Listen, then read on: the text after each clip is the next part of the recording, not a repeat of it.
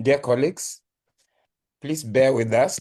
Let's just take 2 more minutes and we start at 10 minutes past the hour sharp. We have a few people who are in the waiting room waiting to join. And let's just give 1 or 2 more minutes to try and allow people to join. We'll start at 10 minutes past the hour sharp. Thank you.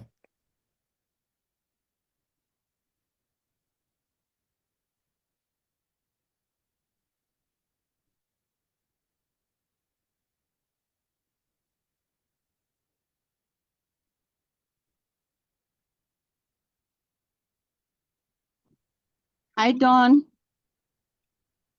Hi, it's Brenda. Hi. Hi, Brenda. I can see you. I've just announced that we give 1 more minute and we start at 10 minutes past the hour sharp, just to allow as many colleagues as possible to join us. We know it's a Sunday evening and people are in the middle of resting, recuperating, dealing with family, with friends, and so on. But we're grateful for those who have found the time to join us. Thank you for organizing this, John. Thanks a lot. You're welcome.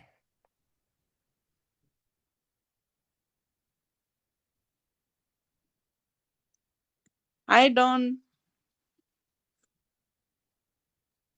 Hello, is that Lynn? Is that Lynn Gugi? Yes, it is. How are you? We are fine. We wish we could say the same about our colleagues on the ground in Zambia, but hopefully in a minute or so they'll be able to tell us what exactly is going on and so on. And But what I'm we quite can do. grateful to see colleagues have joined from Nairobi, from New York, from a number of other places. Yes, we're facing the same predicament, so it would be good to think together what we can do. Yes, indeed.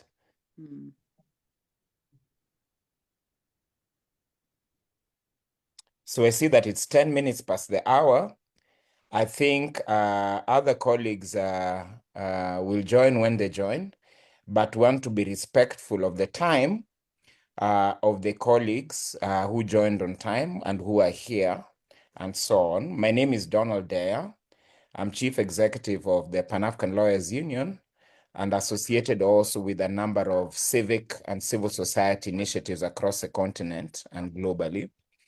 Pan-African Lawyers Union is merely the Zoom host. We're providing a platform for our colleagues from Zambia to be able to talk with Pan-African citizen colleagues from across the continent, and also to be able to address colleagues from the media who may join us so that they can give us an update of what is going on the ground. And we, on the other hand, can express our solidarity and see if there are practical things that we could do to assist in this short time. So I would request for those on the call, to the extent that you can, please, you can just rate your name and how you'd like us to describe or ascribe you, which institution, which country, which initiative you come from in the chat. But meanwhile, I will be handing over in a minute to my colleague Linda Kasonde, former president of the Law Association of Zambia, but also founder of the LCK Freedom Foundation, which is one of the prominent civil society organizations that are active in Zambia. And I'll just start with that because she's personally known to me. But then Linda and her colleagues will take over and they'll let us know how they've arranged themselves to talk with colleagues. And we listen to them. And I hope that at the end, there can be an interactive discussion, which again, they can moderate and you can only assist to the extent wanted. So to the my colleague Linda Kasonde, I would say please take over and you'll introduce your colleagues to us and tell us how you'd like to take this. Thank you. Hello and good evening to everyone. Thank you so much for coming. It's a really critical time for Zambia. As many of you know, Zambia has been a peaceful country and we reintroduced multi-party democracy in 1991. And since then, we've had several peaceful transfers of power. So what we are currently experiencing in our current election period is totally unprecedented. We really are on the precipice of losing our democracy. I just want to introduce, I actually can't see them, our colleagues who are supposed to speak on this panel. There's Dr. Sishua, who is a Zambian historian, well known to some of you, who I think it's fair to say predicted much of what is happening now, much to our chagrin. I don't see Mrs. Beauty Katebe there.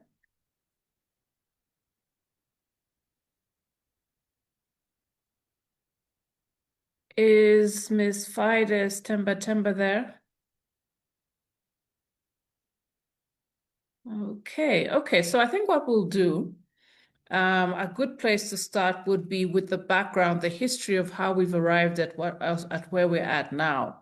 So I will hand over to Dr. Sishua to set the scene for us as to what has been happening in the last 5 years in Zambia as we've led up to this August 2026 general election.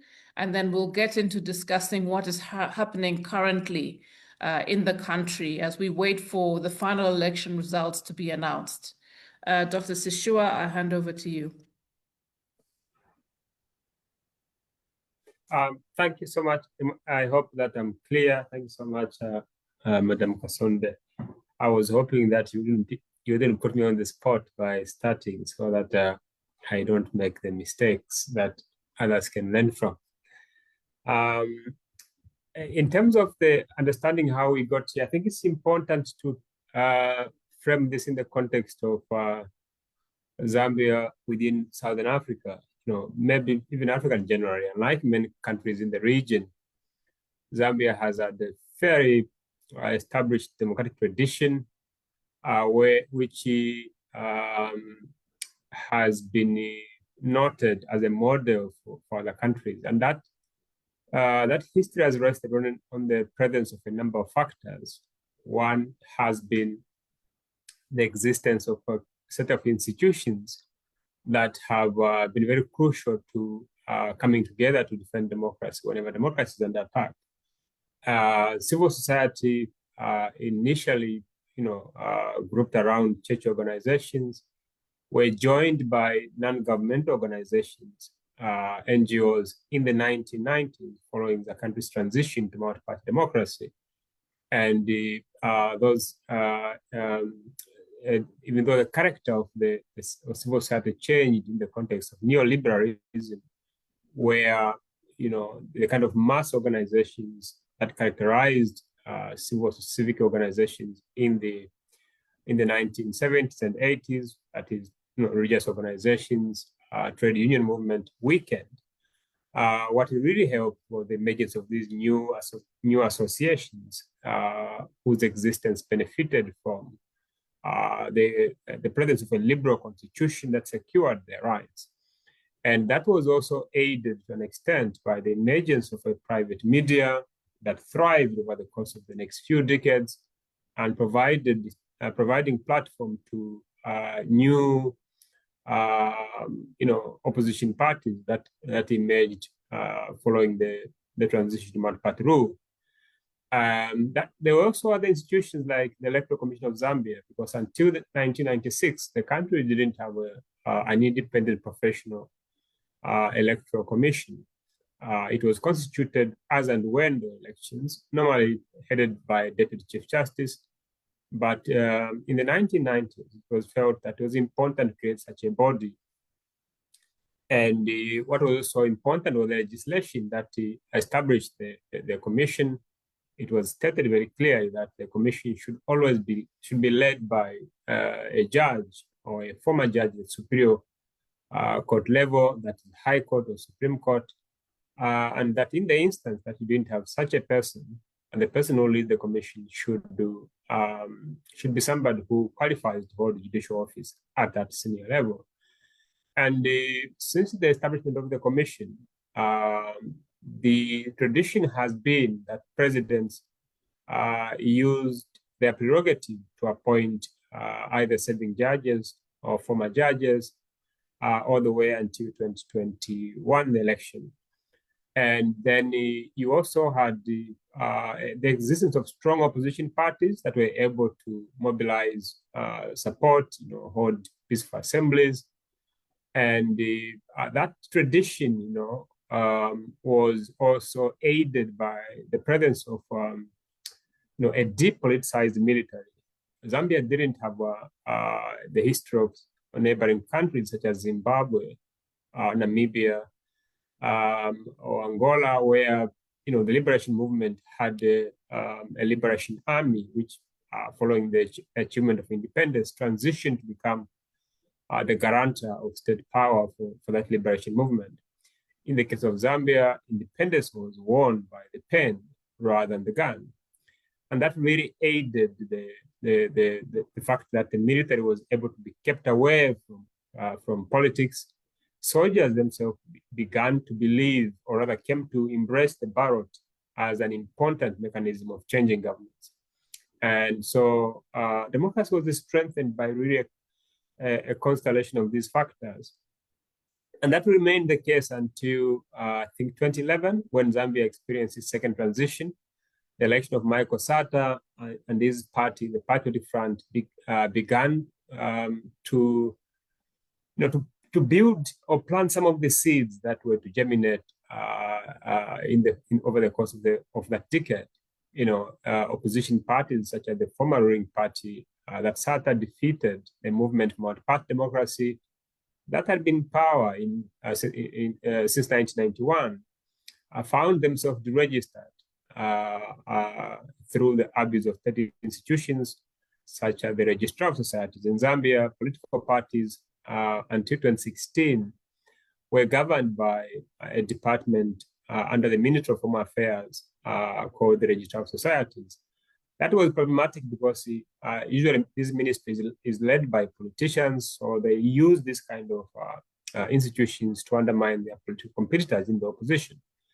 But then we had the relatively, independent judges who could curtail some of the executive overreach, and so the decision to suspend and that rather to deregister the MMD was quashed by the High Court. And the Sata didn't live long. He was ailing by the time he won power. He was in advanced age, so he died in office in 2014. And was succeeded by Edgar Lungu, who was to govern the country until 2021. It was really under the rule of Edgar Lungu where we saw democracy eroding on a serious scale. Lungu shut down the Post newspaper, which was the country's leading private daily, established in 1991 as part of the liberalization of the media landscape. Lungu also shut down the main private television network called Prime TV. In both cases, the argument was legal. Like, in the case of the Post, they said they owed the state some outstanding taxes, and they used that excuse to say the newspaper had failed to settle its debt, and therefore the state was shutting it down. The newspaper, of course, disputed that those claimed by the state, and they said, we have not failed to pay. We are just disputing this. Can we reconcile the figures? But that wasn't done, and the Post was shut down, which was a very, very sad development, given that the Post newspaper was very important even to the strength of civil society. Then the Prime TV was shut down on the basis that their license had expired. They forgot to renew it before 6 months as required by law. And they appealed the Minister of Information at the time, Dorasilia, were unsuccessful. So what you saw was what we characterize as lawfare, the use of legal mechanisms to undermine democracy. In a strict sense, what the government was doing was not, illegal. They had the authority, for example, to take the decision they did. But what we see here is an abuse of the law. And then you had the civil society also increasingly coming under attack from political elites in power. some of Zambia's foremost civic activists, such as Laura Miti. Linda Kasonde herself was leading the Law Association of Zambia, came under increased attacks from members of the ruling party. Laura Miti and her colleagues in civil society were constantly arrested for protesting against government excesses such as corruption. Linda Kasonde, who did more than most of us to provide direction when she was leading the Law Association of Zambia, showing courage, inspiring courage as well as example, was attacked on multiple levels. And at one time, the Law Association itself was threatened with the multiplicity, like the government supporters threatened to create other statutory entities that would have really fragmented the lawyers. And then opposition parties also came under severe, attack. Hakainde Hichilema, the current president, was arrested in 2017 on what many people saw as a traffic violation for failure to give away the presidential motorcade. But that incident was that innocuous, incident was turned into a very serious offense of treason. The state claimed that he was seeking to topple the president, and they arrested him and kept him in detention for about 4 months before domestic and international pressure forced the government to release him. Parliament also saw significant attacks. MPs of the main opposition party, over 40 of them at one time, were suspended. The executive then also created a set of institutions such as the Constitutional Court, to which the president appointed the people who were seen generally as lacking the required competence and qualification to serve on the court, but were seen as allies of the president. So what we see over the course of the 2010s was an executive that undermined the guardrails of democracy, civil society, opposition, parliament, and it was partly in response to this closing democratic space that the current president of opposition positioned himself on a reformist ticket to say, if elected, he was going to strengthen democracy in addition to repairing the economy, because Lungu and the Patriotic Front were very keen to embark on a poorly managed, nationalization of the mining industries that created even economic difficulties. That's how the 2021 election happened. And despite the restrictions imposed by the COVID pandemic, as well as the ways in which the state itself limited rights, there was a peaceful transition. Edgar Lungu initially resisted to concede because of pressure from within the governing party that felt that they could do something about it. But in the end, following the intervention of a number of key leaders such as the AU and the SADC election observation mission leaders, by Koroma, the former president of Sierra Leone, and the Jakaya Kikwete, former president of Tanzania, as well as former president of Zambia, Rupia Banda, Lungu conceded peacefully, and there was a smooth transition. The next 5 years were, many Zambians expected that the 2010s would be a thing of the past, that democracy would thrive. But what we saw was something different. Initially, there was a window of opportunity that the president took advantage of to repeal a section of repressive law that was in the Penal Code, which his predecessors had used to undermine free speech, called the Defamation of the President law. And many of us got excited thinking that was just the beginning, but it turned out to be the end, in the sense that what happened over the course of the following years were three broader developments that I think undermined democracy. The first was the creation of new legislation that the current president had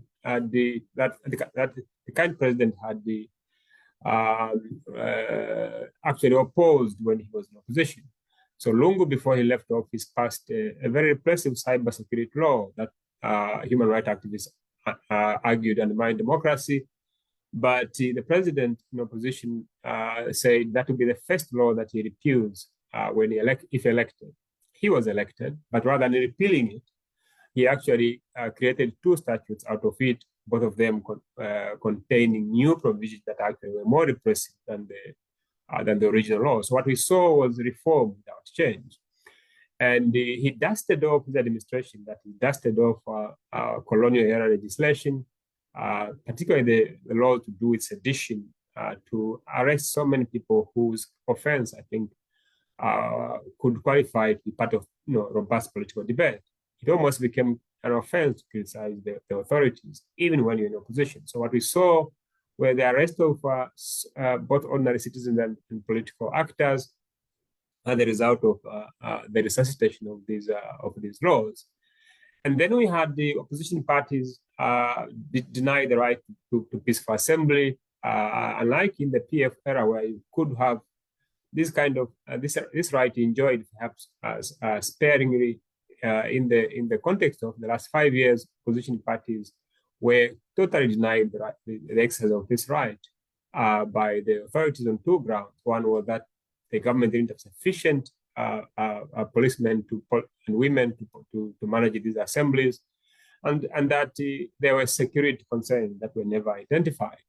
So over the course of the 5 years, it was very difficult for citizens to associate themselves because the right to peaceful assembly has within it, I think, two other rights: the right to free speech, because people meet to talk, but it also has the right of association undermined because people who meet to talk are usually those who support the same party, and that provided some of the seeds that we see Amnesty International, providing their latest report on Zambia, which was released on I think on 10th August, where they show that there was, over the last 5 years, a degree of authoritarian tendencies by the current administration, which was disappointing to the government that was elected on a ticket of reform.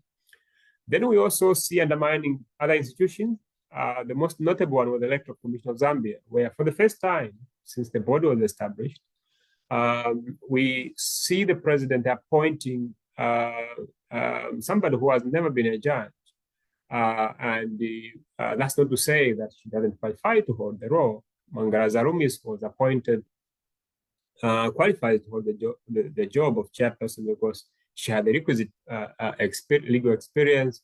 The reason why previous presidents gravitated towards appointing serving judges was because judges are seen as impartial or apolitical. We don't know which party they support. The nature of their job requires them to be above politics.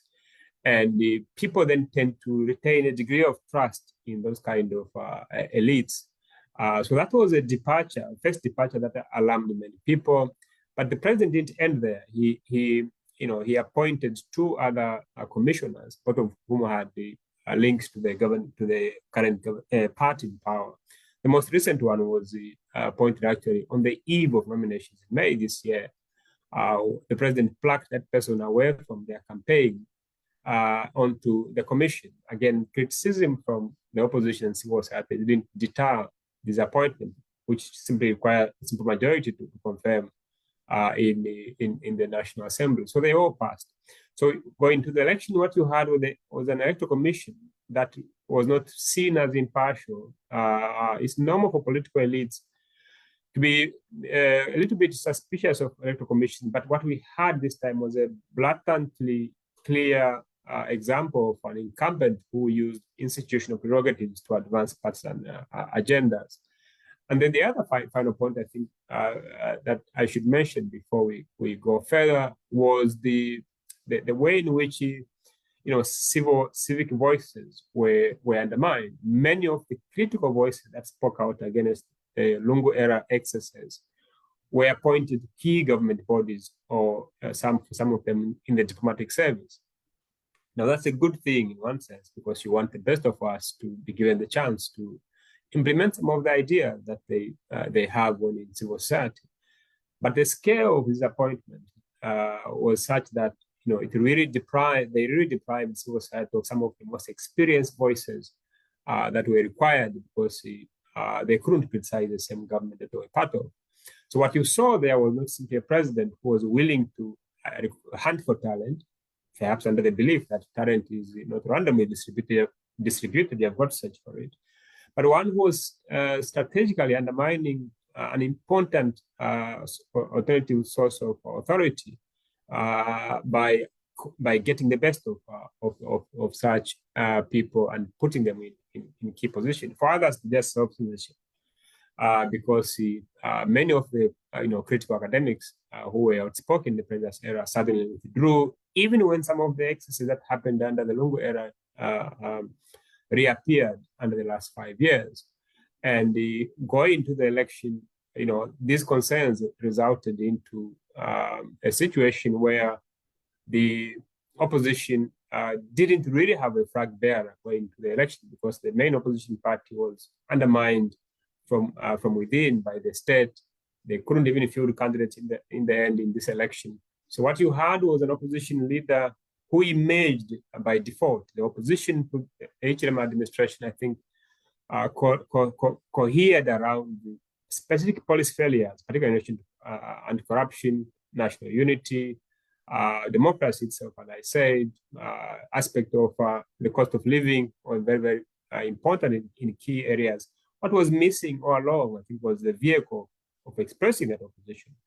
And when the state tried to cripple opposition, Munduvile Brian, who was the main, who emerged as the main rival, found himself standing on a smaller, relatively, unknown political organization, and Zambians rallied behind this person. The ruling party was surprised by the scale of the rallies that he was able to draw.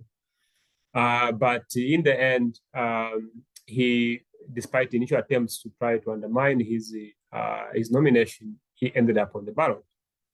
And I should end by talking about the obstacles that emerged in the context of the campaigns.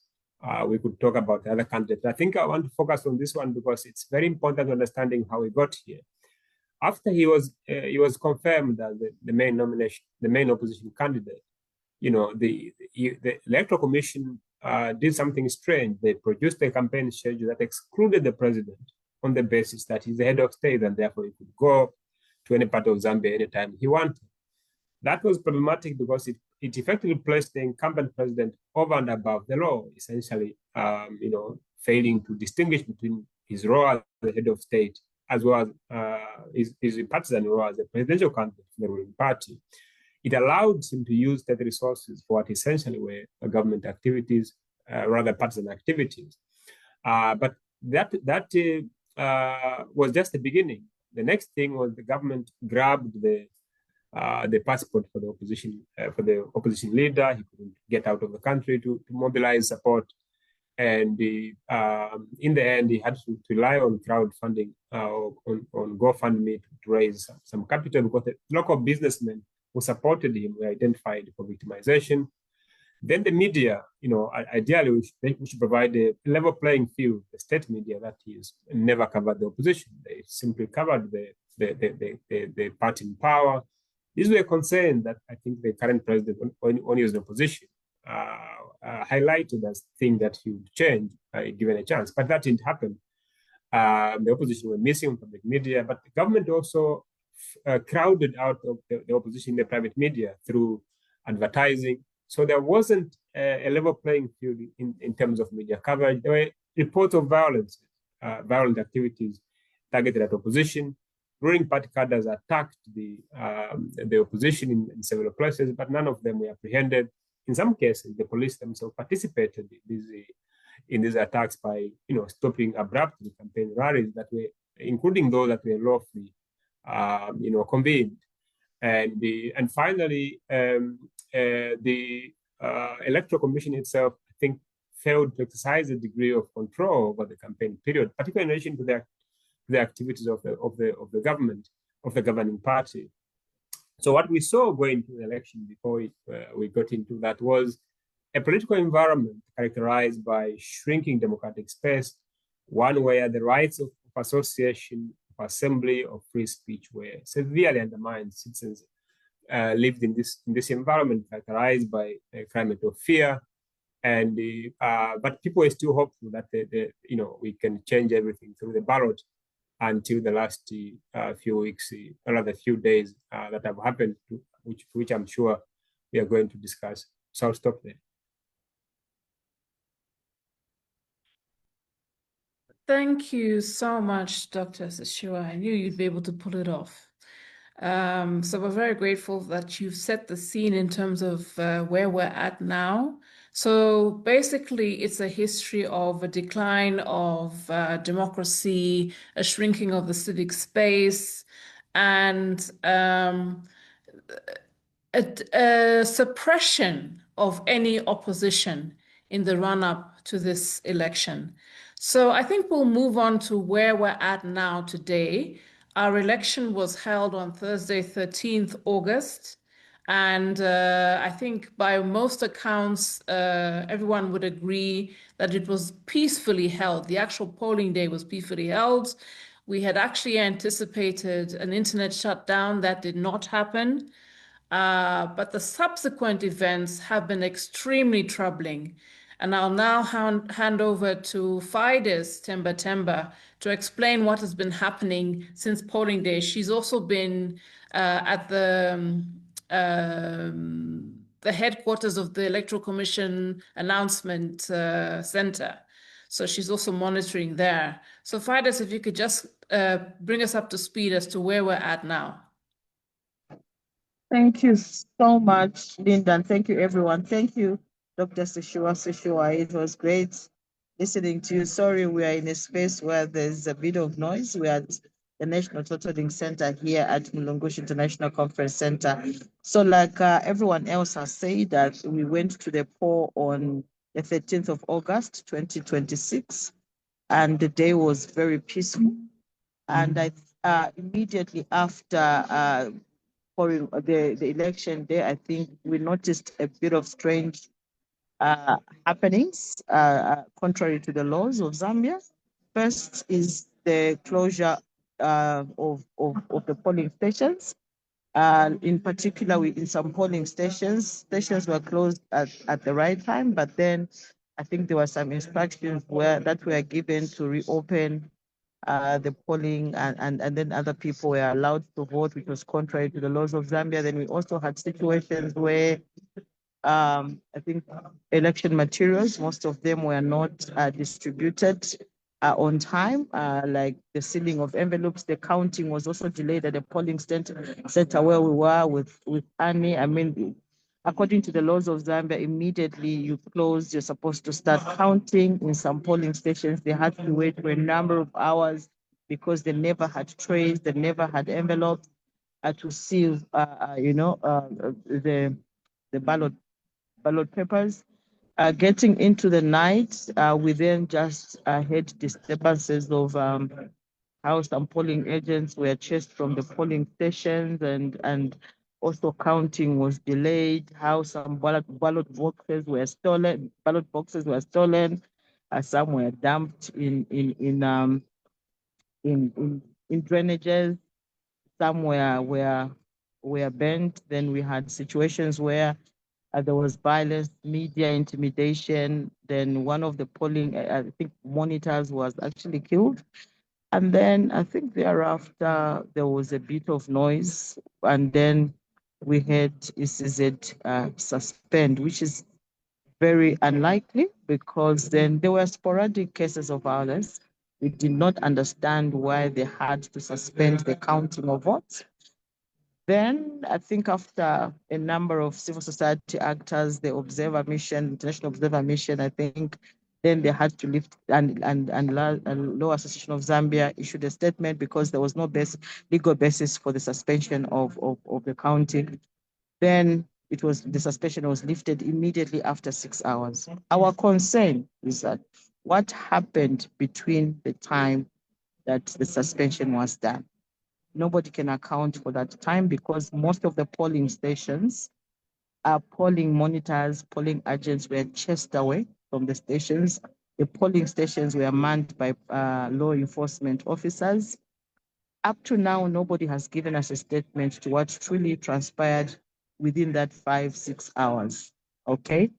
And then now we have, I think, in different constituencies, we've seen delayed announcement of results, unprecedented delayed. And then we've also seen in confirmed reports, also videos going around of how some presiding officers were not even able to read the correct citation of. So we're also asking, where were these usually I think the practice has been where in schools it's been like school of government officials that have been mandated to do that. The exercise of recruitment of presiding officers leaves much to be desired, honestly speaking, because we had situations where presiding officers were not even able to mention their name and cite, the actual, citations for them to be able to either open or close a polling station. That is a serious concern. Thereafter, I think it's also where we had some videos showing where people were found in bushes, with ballot boxes and all, and then the intimidation of the media, the continued abduction of different prominent political actors. And I think that has been a very serious concern for us. But also we have noticed in this particular election where we have security wings that provide security, and this is usually the Zambia Police Service. But in this election, we have seen the army. We're wondering, what is it? Because even the day that there were sporadic violence cases within town, we then discovered that it was actually the army that was patrolling most of the streets of Lusaka. Then there were, I think, cases where the main opposition political actors were attacked. I think one of them was the aspiring candidate for Kabwata. His residence was burnt and his totaling center was burnt. We are running a situation room the day of elections, and when we were totaling, it was put down. And so I think all these, I think we have seen, and we do experience some of these intimidations, I think, from the time that we got independence. But this particular election, there's been a huge number of irregularities, and this.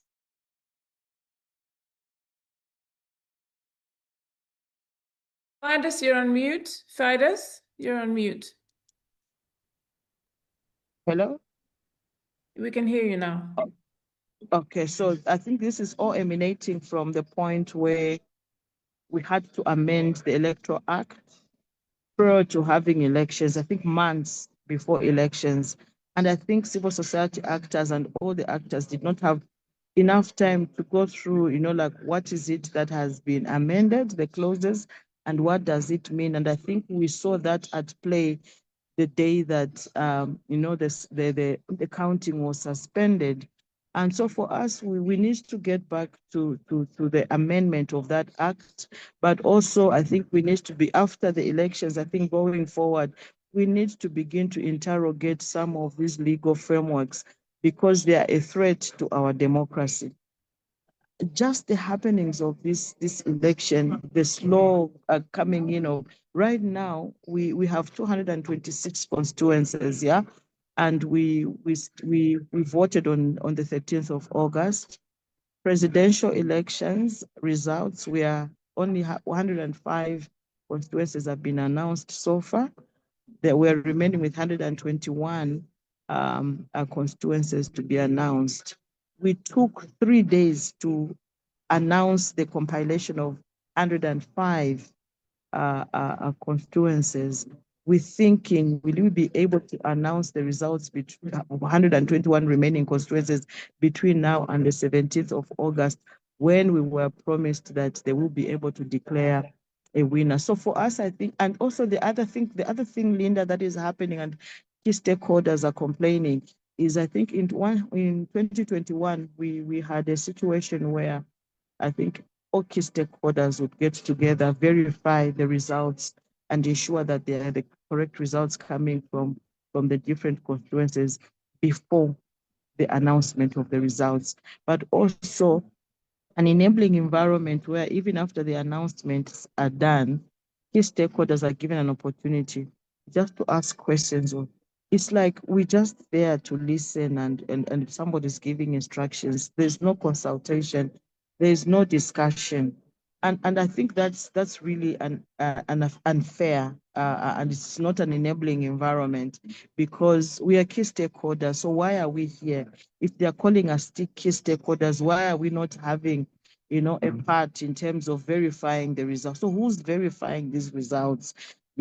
So we feel like, in the absence of transparency and accountability of these results, because we sent monitors in these constituencies, in these wards, and therefore we also have our own parallel tallying of the results. We just want to make sure whether what is being transmitted now is the correct result of what is there at constituency level. So that opportunity is not being given by the Electoral Commission of Zambia, and it's actually bringing a lot of doubt, and a lot of, I think we are doubting the credibility of these results, because there's no enabling environment for all of us to sit and agree and discuss and verify and agree. Yeah, just like the monitors agreeing at constituency level. I think also that should have been extended to all of us. So basically, this is what is happening currently. We are waiting for another set of results to be announced in about 11 minutes from now, hoping that they will be able to stick to time. We've also experienced, I think, a situation where they are not respecting, the time, because they would announce, they would tell you, we'll be meeting at such a time. It's taking them 2 hours to come back without any apology or anything before they could announce results. So people are waiting anxiously, and then the communication is also very poor, I would say. So yeah, I think this is what we are experiencing here at the National Totaling Center. But the same experience here is the experience that most of our monitors at constituency level are experiencing, because some of them are still waiting. They have not even had an opportunity to step out because of just some of the things that are happening. Thank you, Linda. Thank you so much, Fides. That was a great run through of what's happening at the moment. I will just add on to some of the things that Fides has said. So sure, I don't think you touched on Bill 7, did you?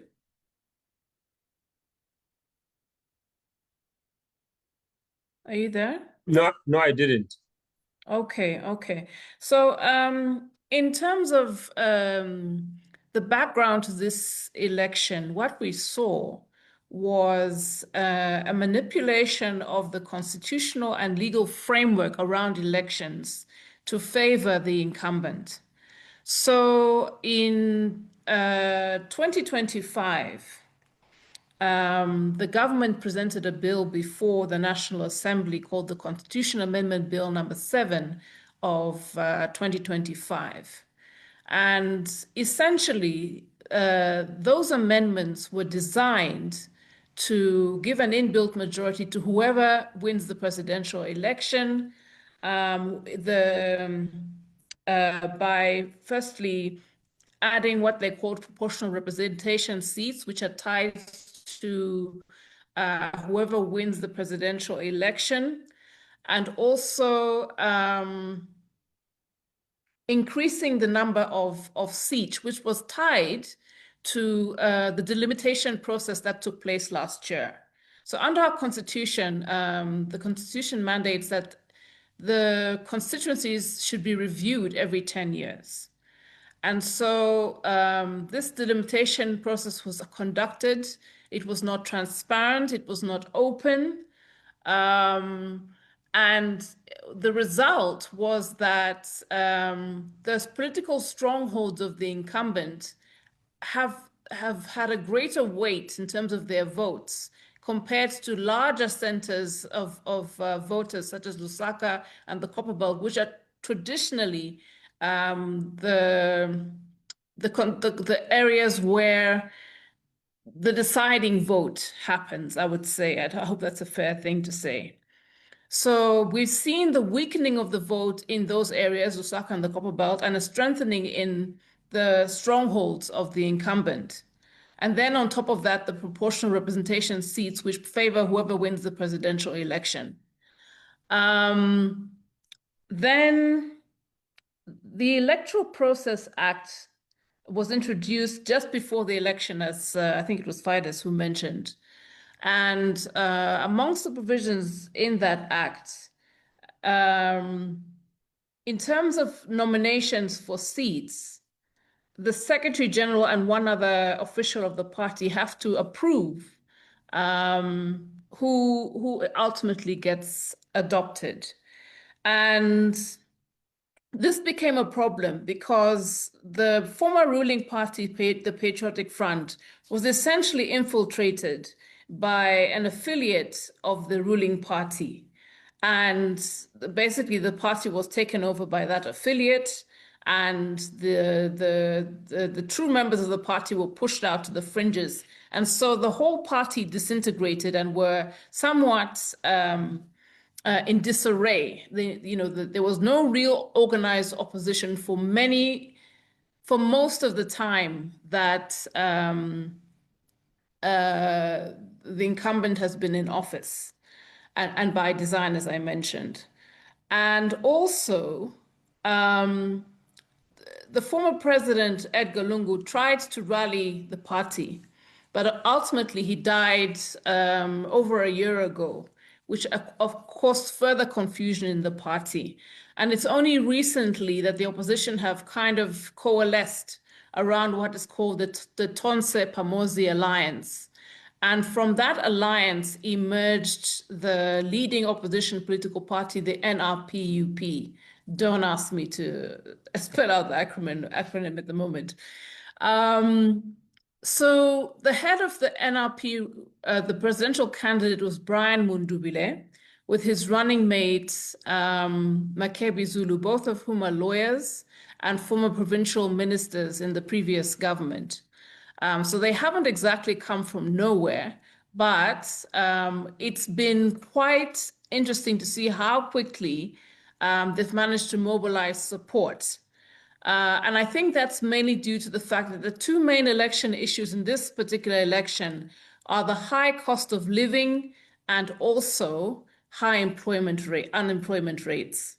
So I'm sure you've heard wonderful stories about how well Zambia is doing at a macroeconomic level, but this has not translated into better living standards for ordinary Zambians. For example, at the time that the ruling UPND party took office in 2021, the Jesuit Center for Theological Reflection does a needs assessment basket for a family of 5. And they estimated that around August 2021, a food basket for a family of 5 cost 8,400 kwacha. And currently, that needs basket for a family of 5 costs 12,100 kwacha. And just to give put that into context, the average income of a Zambian family, average between the rural income and the urban income, is around 3,000 or just over 3,000 kwacha. So people are struggling to make ends meet.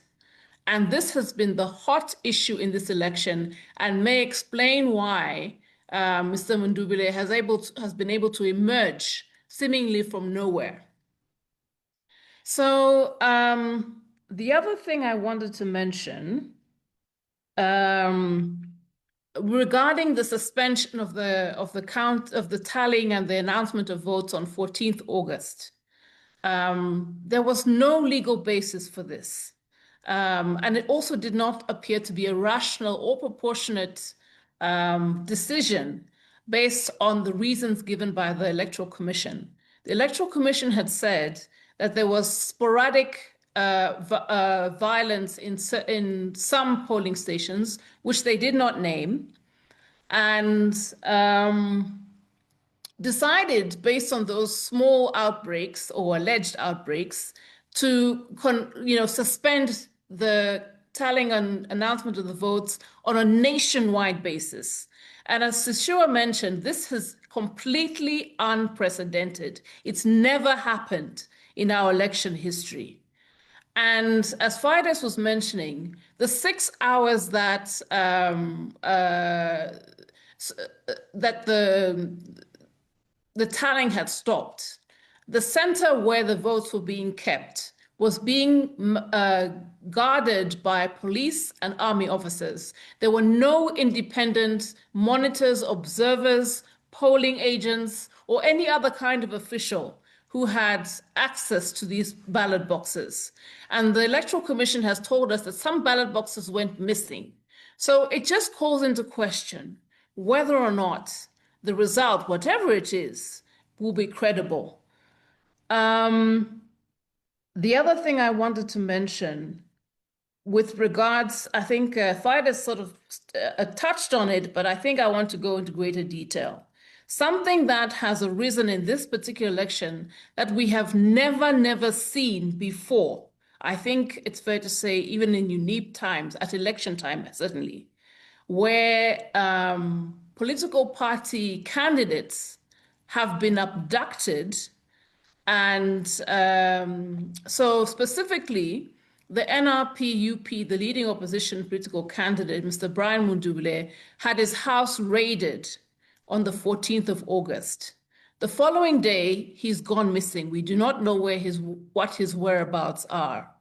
His spokesperson for the NRP-UP, Mr. George Chisanga, who also happens to be a former law association or bar association president, equally was picked up by armed, uniformed persons, and he went missing for some time. We've just found him last night, at a police station. He's being denied access to his family and lawyers. Also abducted was Bishop Trevor Mwamba, who is the president of the UNIP, which was the Independence Political Party, and he went missing, but has subsequently been found also at a police station, also being denied access to legal counsel and his family. People are trying to have these people released. And then also in the run-up to the election, several Tonse Alliance, which was the opposition alliance, members were rounded up and detained and have been detained indefinitely. They have not been brought to court.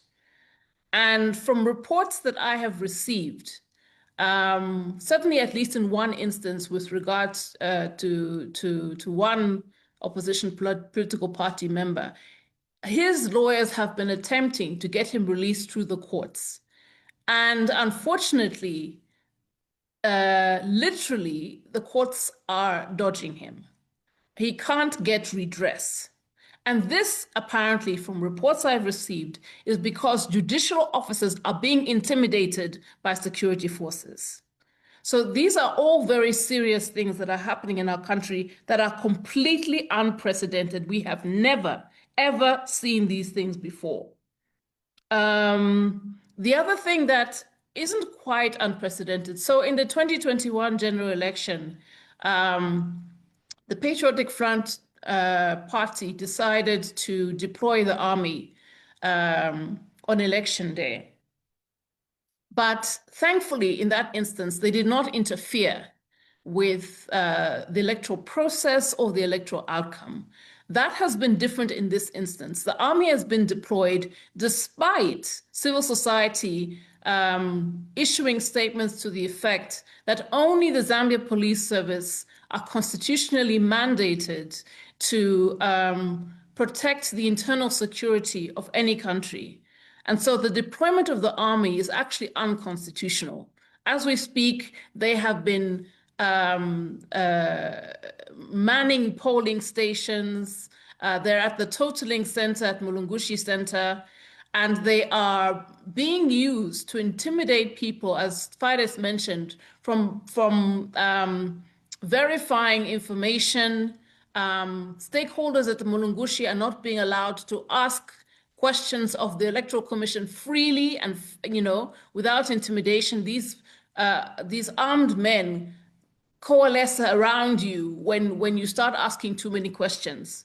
So these are all things we've never seen in our country. Zambia is a peaceful country, and we've had our issues with elections, but never to this extent where we are in doubt as to whether the result will be credible. The other thing I wanted to mention is perhaps a call to action on behalf of civil society. We need voices to speak out on our behalf. We need bar associations, the international media, and other stakeholders who have influence on the international sphere to speak out about the things that are happening in our country. Zambia is a beacon of democracy on the continent, and we cannot allow democracy to fail here. We must ensure that we protect our democracy. I think I'll just stop here for now and see if there are any questions of any of the panelists.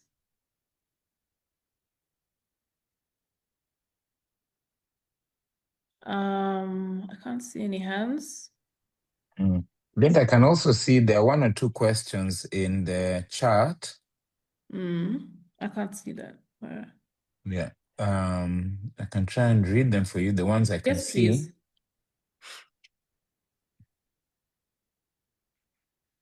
Aaron Nkowane asked, are we saying that there are counting points where there were no polling agents or political parties involved in the election? Any specific examples?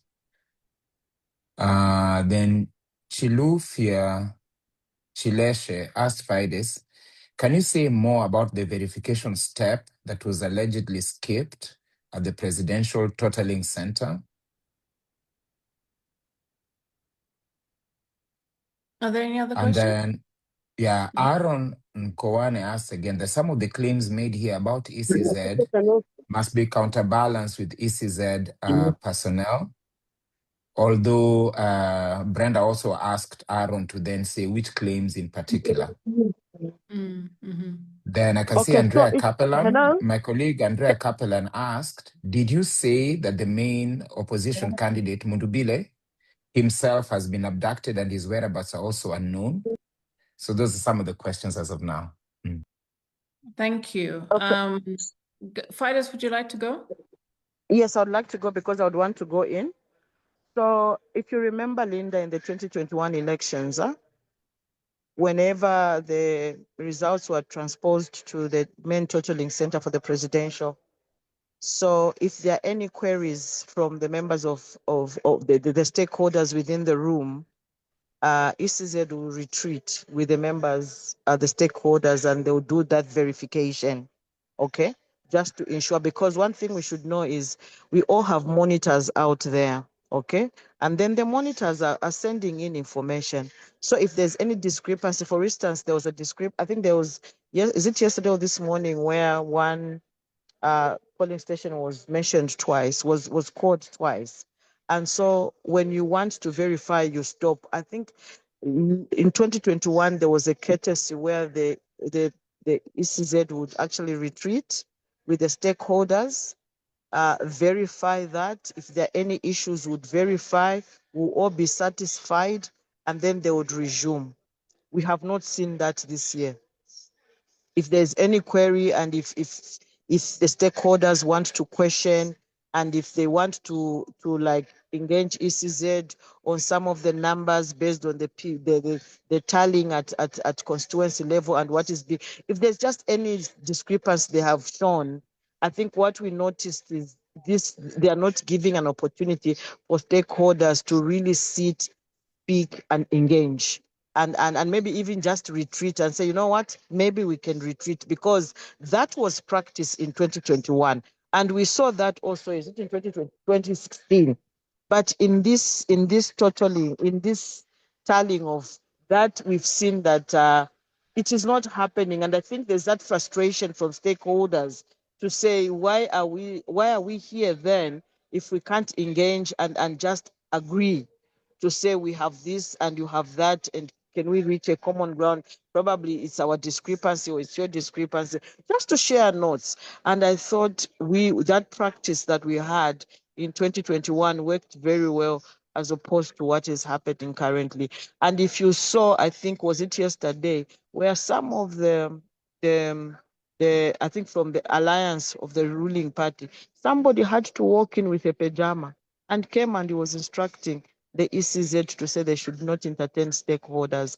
It was in full view of everybody. There was the cameras there.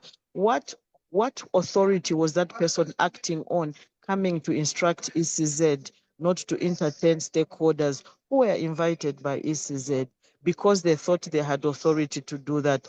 Someone who is in pajamas, and he was given the mic and he was shouting, and yet stakeholders in there who are in the room, been sleeping here at the totaling center, are not given that opportunity to do that. So it's just those, for me, the standards, why are we changing standards? So those are some of the things that probably we need to engage, and we are documenting. For us, we are documenting, and we are hoping that we could find an opportunity where we can engage, and we'll be able to share the report widely when the report at the situation room, because we have a situation room where we are document all these irregularities we are seeing, but also the experiences and the practices happening currently. Thank you. Thank you. Seshua, do you want to come in at this point? Sure. So, couple of points there. The first is that we have to understand what's happening in Zambia at an essential level. What you actually have is a coup being carried out by the president in conjunction with the military against the people. And I'll explain that. To understand that decision, it requires you to go back to some of the points that Linda made about suspension of the vote count. So the premise of that decision was there's a pocket of violence in some districts. That's what the statement said. Now, for the sake of transparency, for example, if you make such a statement as the basis for suspending the vote count across the country, you have to name those places where the violence is, rather than leaving it to guesswork. The Electoral Commission didn't do that.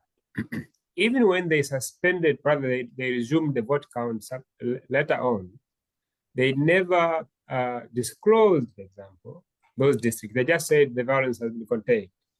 So up to now, Zambia don't know actually what really happened in relation to the alleged acts of violence. Linda mentioned the point about the fact that there's no legislation that allows them to do this on a national scale. But a much more fundamental point also has to do with the fact that they told Zambians that ballot boxes were stolen. Polling stations are securely guarded by state police. If we go by, the recent history, for example, the only people who could have done that then are supporters of the ruling party, because there's no way opposition cadres can come into a polling station, walk in freely, grab the ballot boxes and run away with them. But also the idea that the ballot boxes were stolen was expressed very vaguely. Like, we don't know how many boxes were stolen. Is it throughout the country? Is it in specific provinces, for example? Is it in specific constituencies? That information was not provided. It is important because if 50% of the ballot boxes were stolen, then it means the whole election is not illegitimate in terms of the result. Because how do we know that the results that are being announced now are actually the ones that reflect the will of the people as expressed at the polling station level? That point assumes even greater significance when you take into account what Brenda mentioned, to say we are not being allowed to verify these results, because the way the results verification, the results system works, that they are first tallied at the polling station level. When that process is completed at the polling station level, the results are sent to the district center. There's another tutoring center there, and then they're transmitted to the tutoring center in Lusaka, where the Electoral Commission is with representatives of civil society as well as political parties. When they receive them in Lusaka, they compare them, they sit down with various interested parties, that the political parties, civic organization, to say, here are the results we have received, and the one that they proceed to announce to the public are the ones that have been verified. We are being told that that important step is not happening this time, for example. In the context of the suspicion that have been generated by the stolen ballot boxes, for example, that is even more important. But we have another a scenario where you have the military. After the suspension was announced, they went into the polling stations. The journalists who gave a detailed account, I think, of this yesterday or the day before, where they were showing the soldiers chasing polling agents and leaving the polling stations only manned by security personnel. Again, that is not something that should be taken lightly, because we don't know what's happening, what the purpose of chasing polling agents, if not, for example, to do something sinister. That's why that suspension of results, given all the limitations of that decision pointed out by my colleagues, for example, is very important to understanding what's happening now. Because for the first time in the history of the country, you had soldiers at polling stations. You have polling agents who are being beaten for refusing to hand over Gen 20 forms, for example. I spoke to 3 of the people who are running away. I said, look, we are in hiding because they want these forms. I said, why do they want these forms? They said, no, we don't know. They just ordered us that we should give all the forms. So if you refuse to give the forms, you are thrown in detention or you are beaten by the security personnel. These are soldiers who are not trained ordinarily to deal with civilians. Again, the role of the army in this election marks a significant turning point, because never before had the military played this decisive role in the election, particularly in relation to the results. The voting took place peacefully. It is the counting that brought all these problems, because the president himself was able to go to his social media page and say, I commend Zambians for voting peacefully. Election observation mission said the voting was characterized by peace. So where did the violence come from, for example? And it's easier then to understand the suspension as one that was designed to enable the kind of security forces to move into the polling station that we have seen.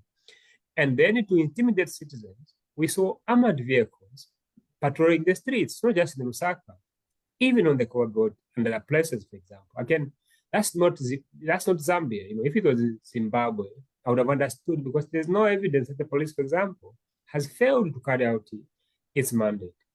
There was a comment about whether people can go to court, for example. You see, that's where the danger is, because I've written quite extensively on this on my social media page, where a local government commissioner, for example, in the local government commission, reached out in confidence with documentary evidence, saying, here is what's happening. The original Gen 20 forms, for example, we are being told to hand them over to the soldiers. There are new forms that are being produced with fresh evidence, for example, with fresh numbers that nobody knows where they come from.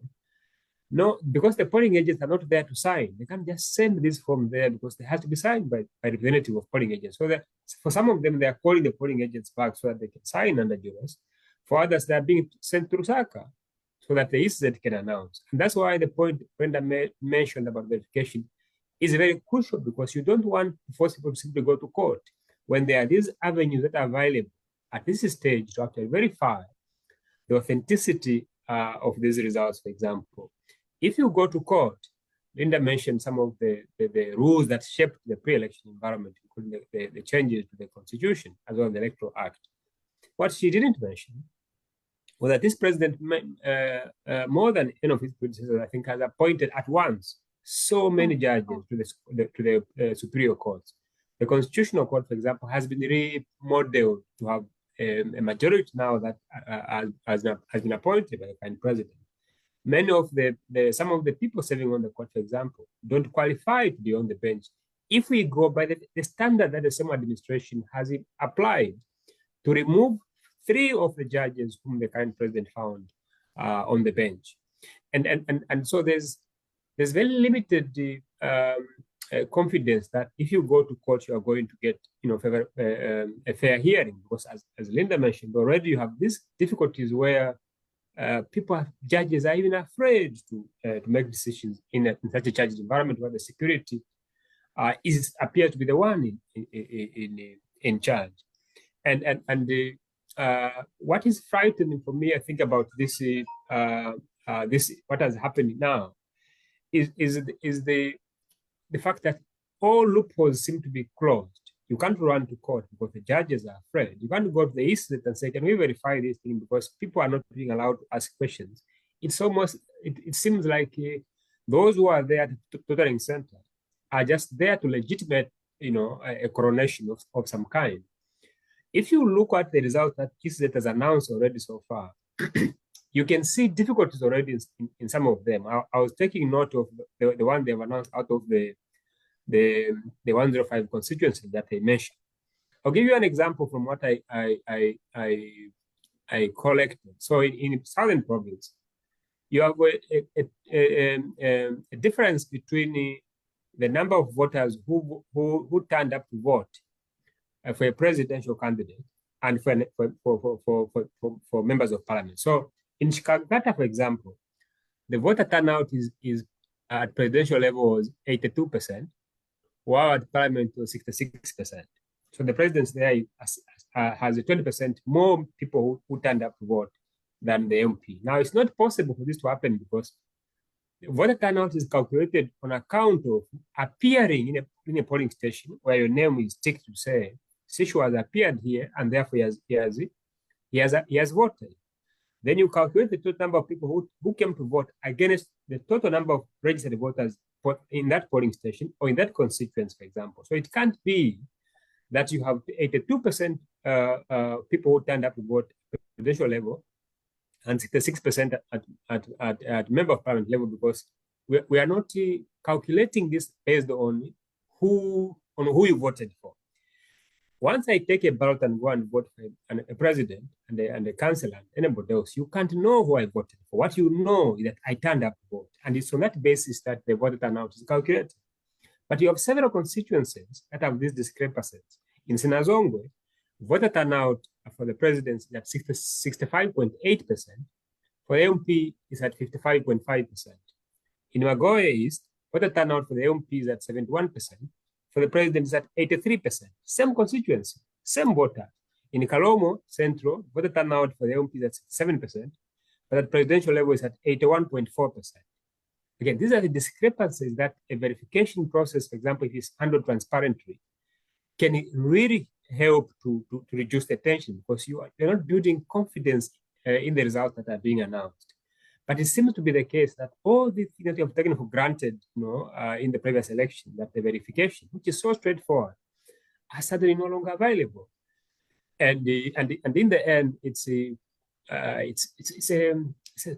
very, very significant turning point for Zambia, because a president who is produced or elected on the basis of the results that are being announced, for example, given the role of the military, the processes that involve that have taken us here, the suspension of the vote count, the restrictions on who can ask questions and verify these results, the beating of polling agents, all these things, I think, point to one thing, that we don't have an impartial electoral board, and justifies the concerns of people who criticize the leadership of the commission in the run-up to the election as one that perhaps was incapable of being impartial, given its links to the governing party. Thank you. Thank you so much. I mean, I just add, with regards to the judiciary, my concerns, as Joshua mentioned. So, just last year, I want to say it was around April, I may be mistaken, maybe May. The president, as in the executive, issued a statutory instrument to increase judges' emoluments. Now, you also have to bear in mind that the only constitutionally mandated body to review the emoluments of the judiciary is the Emoluments Commission. So that was bypassed in order to make this these substantial increments. Then secondly, 9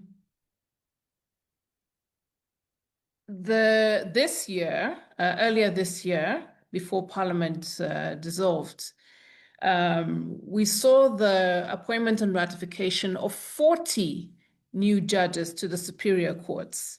Now, I think Sushua will bear me out that quite a significant, if not majority, of these judges came from the strongholds of the ruling party, which may or may not be a coincidence.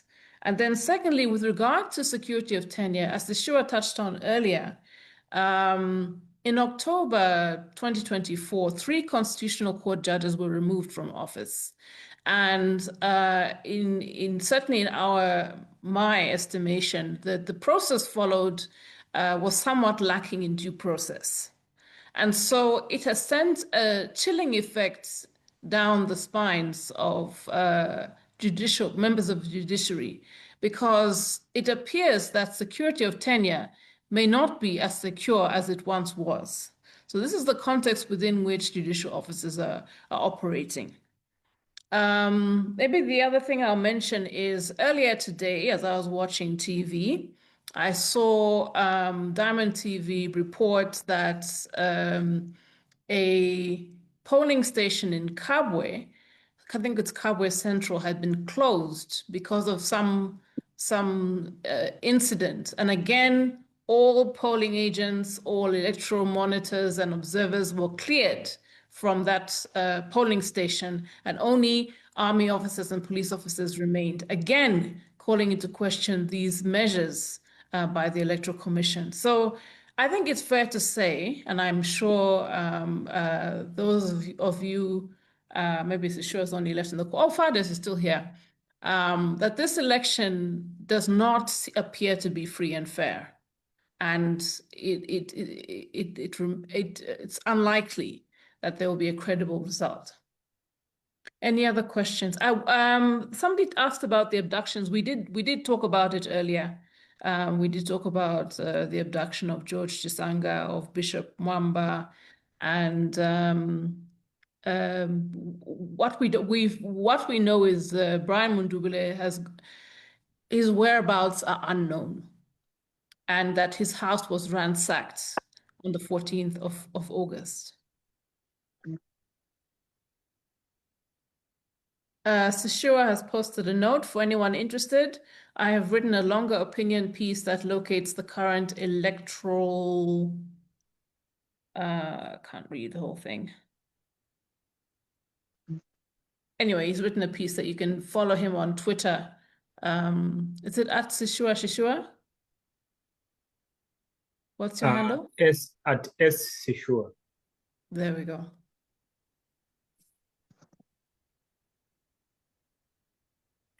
Maybe the other issue was around the heightened tensions. So as Fides mentioned, the Electoral Commission had earlier indicated that it would release the results within 72 hours of the final closing of the final polling station, which would lead us, I think, up to Monday. So this slow issuing of results has also become problematic. It's yet to be seen whether or not we'll have the final results by Monday. But of course, tension is mounting as the election results are released. Don, do you think you could handle the Q&A box, because I'm struggling to juggle? Okay, I'll try and look and see if there's anything. They've been.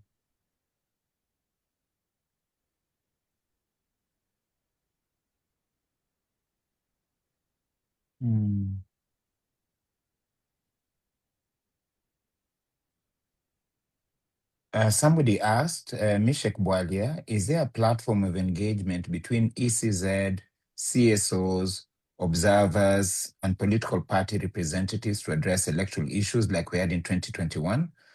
Although I think that's a question that our comrade sister had answered, but still. Is this then Sondlane Dube asked, and that's because I cannot pronounce how you deal with that name in Southern Africa. I try, but it's not yet perfect. Is this election tension likely to escalate or de-escalate in the next 3 days? What is the likelihood of the results being contested? And should they be contested, is there legal ground to invoke a runoff? And under what conditions? I think you partly answered that. Then, of course, Sishua posted the link, which helped. And then Brenda Murphy is asking for a call for action, and is asking me, particularly Don Dayan, the Pan-African Lawyers Union, and other Pan-African colleagues on the call, what are the experiences and what can you advise the Zambian CSOs? So I think maybe that's a big question. And maybe Linda, depending, I can see there's a hand up by one Beauty Katebe, but maybe Linda, maybe this might be a good time, if you consider it wise, to allow people to put up their hands and maybe make comments or offer solidarity or whatever support from all over Zambia and the continent. And then we deal with Brenda's call for action for all of us as Africans and Pan-Africanists. Thank you. Thank you, Don. Mrs. Katebe?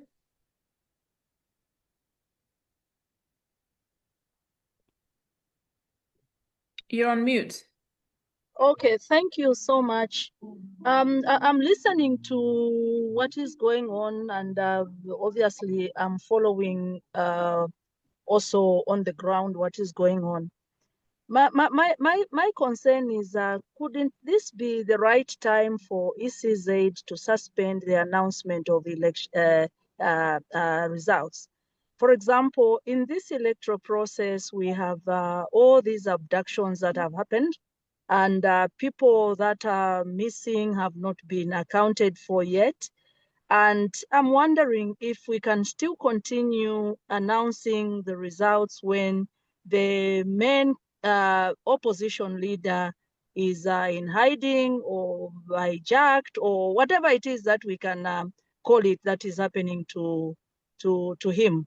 I was thinking these are some of the reasons, there's abductions, killings, and all.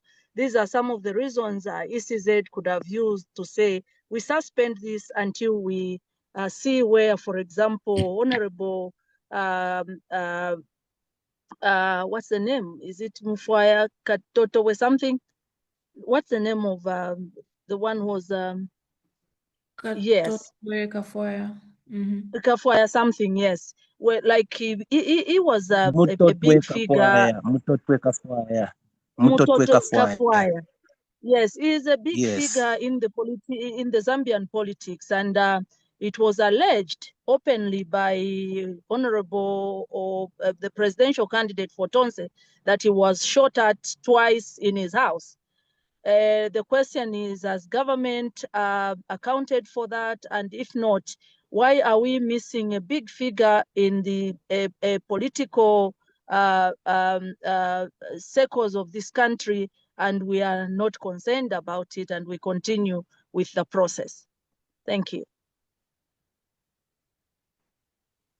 Linda, can I just make a quick point in relation to Madam Katebe's point? I think it's 2 points there. One is the ECZ has no power, as far as I know, to suspend the counting of votes at a national scale. They can do that at polling station level. So the law as it stands, I don't think, even under the current circumstances, that decision can be just fine. The other point I think is that you have to understand the abductions that have happened here. Again, who is likely to carry these abductions? The state, the Zambian government, has tried very hard to dismiss the concerns of abduction. So these are just people who have gone in hiding. And yet, after public backlash, they have appeared in police stations.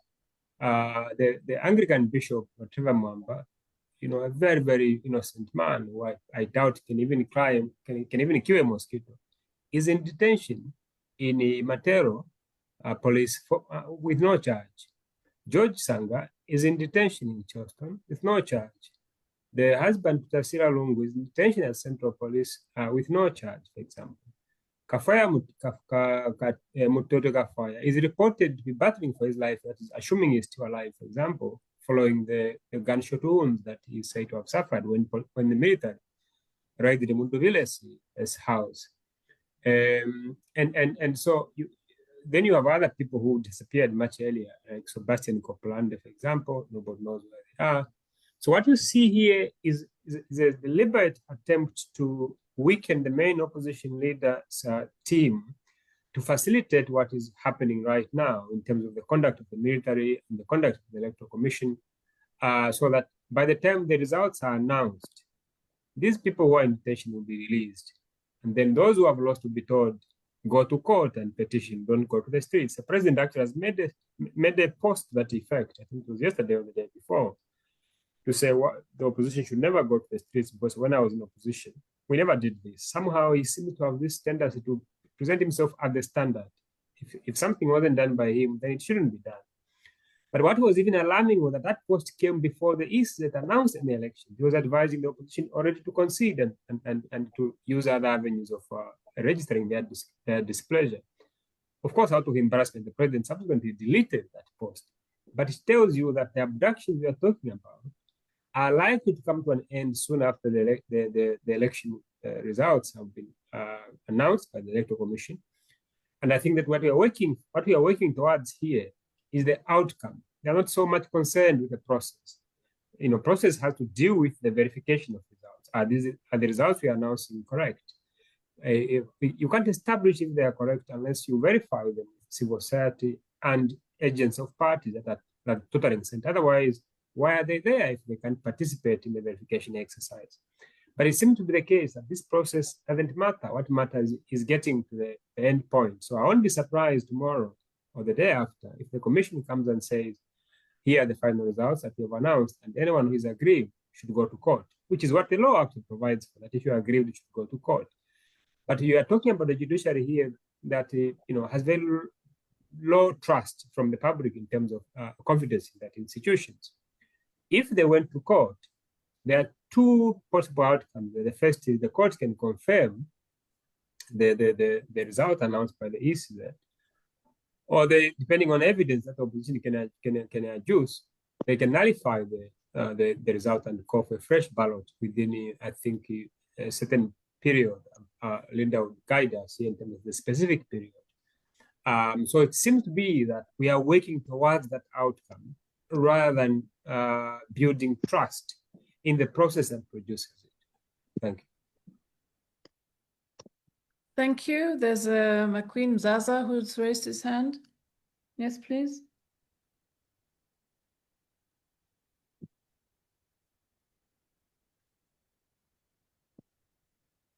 You're on mute. Okay, I found it. Okay, good evening. Good evening. Yes, I think we need to have a certain form of context when we are discussing certain things like an election. Because what we sometimes talk about can have a chilling effect on the legitimacy of that election. I'll start with a comment that was made by Linda, that the 40 judges that were ratified by Parliament came from one region. That is not true. I didn't say that. I said majority of them came from the strongholds. Even that again is not true. Okay. What we have among those 40 judges are brilliant Zambians who participated in making an application to be judges. They went through the vetting system and they were appointed. At that particular point, the presidents had no opportunity to know who is who and who is what. You see, this narrative where sometimes just because there are 20 losses or 20 Tongas or 20 Bembas in a certain position, then we start saying it's tribalism. This is what is killing us. When we went with Shua at the University of Zambia, we were more losses than any other tribe. But did the University of Zambia say that, oh, there are now 20 losses, let's cut and let's bring Bembas? They were looking at us in terms of merit. And let's also start looking at other human beings in terms of merit, rather than looking at where they came from, what tribe they reside. We can get each and every judge that was appointed, and let's look at their merit. For example, I would get Judge Mundia. Judge Mundia was at Cornell University. Yes, she's Tonga, but she was at Cornell University. She was the best student at the University of Zambia. She was the best student at Ziali. She did a master's at Cornell. So this is the quality, or these are the qualities of judges that were appointed. And these judges, the presidents only came in at the last end. He is not the one who appointed them directly. They went through a certain scrutiny. So that we should leave aside. Now let's go to the issues of abductions. There is a difference between an abduction and an arrest.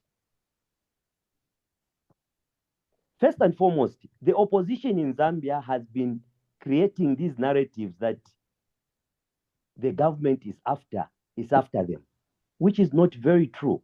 They've even lied and spread a lot of propaganda that Mtoto Kafwaya was shot and is at Mainasoko. Mtoto Kafwaya has never been to Mainasoko. There is no evidence that shows that Mtoto Kafwaya actually was shot at. There is no evidence that shows that Brian Mundubire was invaded by soldiers at his house. Brian Mundubire's house is surrounded by a number of CCTV cameras. John, I've been to his house How before. do you know John, that? John, How do I know Anyway, that? I'm Don. friends. McQueen, By look, the way, Don, Brian Mundubi, sorry, Don, Yes, comrade, I'm on, but I think Linda is effectively chairing us. So I would Okay. like to defer to her. thank I'm you. on, but McQueen, I if you think could Linda just wrap up so that we can get more hands. If you could just quickly wrap up.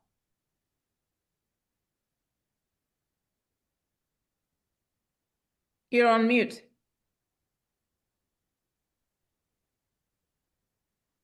sorry, Brian Mundubile is a brother, is a colleague at the bar. I've been to his house. We've had drinks together. There are a lot of CCTVs at his house. Why hasn't he shown even one journalist in Zambia that these are the soldiers that went to surround him at his house? You see, let's not spread propaganda unnecessarily where we do not even have credible evidence. For example, No. I think it is we're not not going into true. examples. And do you have a question? Because we're taking questions at the moment. My question is that what you are spreading right now and what you are telling these lawyers or these outsiders who are not in Zambia, it's not true. So what is your question? That's my concern. It's not true. Okay. Let's Thank have a you. decent and honest conversation. Thank Yes, you. I understand certain things that you brought about are legitimate, but certain things are not true. Brian Mundubile was never surrounded by soldiers. Never. Thank you, McQueen. Mtoto Kafwaya has never. McQueen, I think you've had your chance. Thank you. We'll move on to Agi Kalungubanda and then Brenda Mofia. Thank you, Linda. Sorry I joined late, but I couldn't resist putting up my hand listening to Zaza speak. I think we as Zambians need to learn how to create environments where we can discuss issues. We have heard some of the happenings to Mundubile and some videos have been shown. And if Zaza hasn't seen them, one, I would expect you to say, can we have all the information? And say, never, because we don't know. The family and Mundubile himself, I was on a program which was live when he called in to Mwamba's show, and he was talking about what happened to him.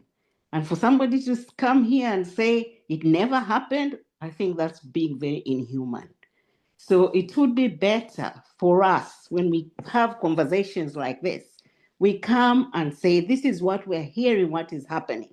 Can we get the data and the information, and how can we contribute to what is going on? But if we keep on being polarized like this, we will not find a solution to this. So I'm just asking Zaza and people who are holding these views to say, let's bring data together, information together, and let's not say this one has done that, this spot just in case they are questioning by the gate. Okay, thanks. Thank you. Our next speaker was Brenda Mofia. Are you there? Yes, I'm there, Linda. Much of what I wanted to say has already been said by Agnes. I just wanted to say that sometimes it becomes very difficult for us to have conversations about values and integrity and democracy, and more so right now. And Maclean Zaza, who has just spoken, is one person that I follow on social media, and what he just portrayed is the attitude that we're increasingly seeing of those that are just there to. He was talking about propaganda himself, and yet he has been one of the people that are loudest in terms of leashing out the propaganda and defending the current regime. I think it's quite disappointing that he would even publicly talk about all these people that have disappeared, and challenging and saying that's not never. I'll give you an example. You know, you mentioned the bishop. The bishop is not just an Anglican bishop, but the current president of Zambia's first political party, our Liberation Party, UNIP. He was missing since Friday. And yesterday, his family put up a call. They were looking for him. They put up a call on Facebook, which I reshared on my wall. And immediately, we had somebody who's similar to Zaza coming on my wall and dismissing that in a very insensitive way, arguing that these people have actually planned their own abductions and so on and so forth. This morning, I woke up at 4 because some good Samaritan had established where the bishop was and was looking to find the family. I had to facilitate because, you know, his wife, his siblings are not in Zambia. We had to locate them. And then even after we located him, he's being held, as Shishua has said, at Matero police station. He had no blanket, he had no medication, and all that had to be organized to be taken to him. And then when we tried to find legal representation to immediately go to speak to him, the lawyers were told, no, he's been moved to another police station. But luckily enough for us, this good Samaritan that had taken it upon him herself to go there and to see him insisted and was communicating to us that he was still at Matero. And that's how come the lawyers went back and were able to see him. So these are not things that we are imagining. They are happening. And I think we need, it's very humbling that we are having all our colleagues from the continent, and hopefully the call for action is one that reinforces the voices, because the voices of Africa and the voices of the international community is needed now more than ever. Thanks. Thank you, Brenda. I'll take one more and then I'll let Seshua respond, maybe specifically to the tribalism issue, because I think it's something you've been talking about consistently over the last 5 years. Mr. Francis Mwila. Thank you so much, Madam Linda Kasonde, and thank you to everybody that is just participating in this very important discussion. I've heard Mr. Zaza talk about all being lies and everything. I just want to ask him a question. How do you, like in the case of Mongo, because there are a lot of instances that have made us to believe what is happening today. In the case of Mongo, the guys that were detained from the saga of the opposition up to today, they've not been released. You are a lawyer who should be able to stand to prevent and protect this nation that is very important to us as Zambians. What are you saying, or what are you going to say about those people who were caught up, those musicians who have not been charged up to today? According to the Constitution and according to you, Mr. Zaza, who is a lawyer and a representative of the people who should be respected in this nation, what do you think is happening to our democracy in that manner? Secondly, Brian Mundube, if he has made also, he has made allegations that the army had abducted him. Why hasn't the army come on the media to refute the allegations? And what are you doing as government? Because I believe you are UPND. What is government doing? How has government taken charge to see that the life of Mundubire and the allegations are brought to book? Because government is in charge of looking for, even Mutoteka whom you're asking. Like the woman has just come, is just from asking, saying a question of the bishop who was abducted. He was abducted together. Up to today, no information, no proper administrative information from this government has been brought to the public to understand the whereabouts of these people. Are we saying now that our nation, our security is polarized such that government cannot account for the people that are being lost? If you are saying it's propaganda, because you've started now injuring our hearts instead of you helping the matters as a lawyer, you are now beginning to bring politics here. These are serious issues. Mutoto Kafwa is a minister who we are supposed to account for, including you are supposed to account for. I'm so sorry for being emotional. Yeah, you've started attacking our emotions. Please, let's be serious. This is our only nation which we have. Let's be patriotic. Let's remove the political lenses we are having in this nation. Let's be serious for once to account for each other. We are brothers. When I look at you, I should be looking at you as a brother. I shouldn't take sides because this is what is happening for me. Mutoto Kafwa has got a family. How many families are you going to injure with those lies you're trying to bring across? Sorry that I'm becoming emotional. Sorry. I've gone. Thank you, Mr. Mwila. I'll take Eric Sakala, and then Sishua will respond, and then we'll go to call to action. Thank you. Mr. Sakala. You're on mute.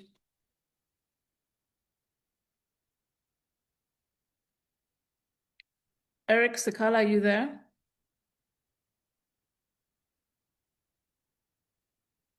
Eric Sakala. Chair, you can even take care of the chat box in case there is no one putting up the hand.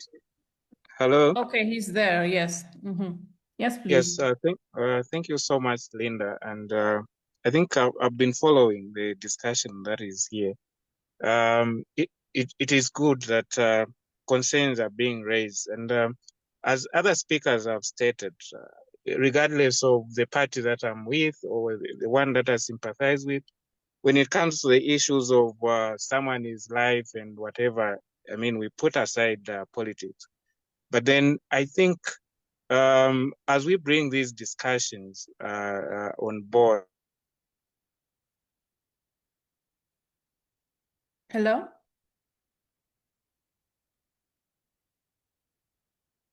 Hello? We need to, hello? Yes, please. We lost you for a minute. Yes. I think we are speaking the same language. I don't think Mr. Zaza is against democracy, even him. And I don't think he would support that one of his colleagues or friends is in detention. The family doesn't know where they are. But maybe the problem that I'm seeing is the issue of confrontation. Because every time, I can give an example. Missiles has been thrown at Mr. Zaza as regard is a sympathizer of the government.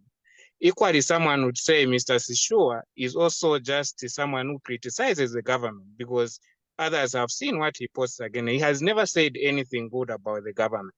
So when we come to such platforms, I think it is very important to work with the facts. If people are missing, for example, have we heard from the way Linda had stated, people have made follow-ups, these people are not being seen. That's a case that we can actually argue with. But if we come to an issue with that aspect of confronting each other, then we're not going to help each other. Even Mr. Zaza himself, if we speak to himself, to him, he will be willing to join us in our fight to say, let the right thing be done. But if we are going to come and see as if we are attacking one another, then we are not helping each other. Otherwise, if these facts are true, that some people are missing, they're being detained, I mean, no one can actually argue that. That is a bad thing. Another thing that is there is that the problem that has been there is that we have seen the opposition also creating all manners of propaganda. And this is why even the government is trying to hide in that, to say, actually, this is what these guys have been saying.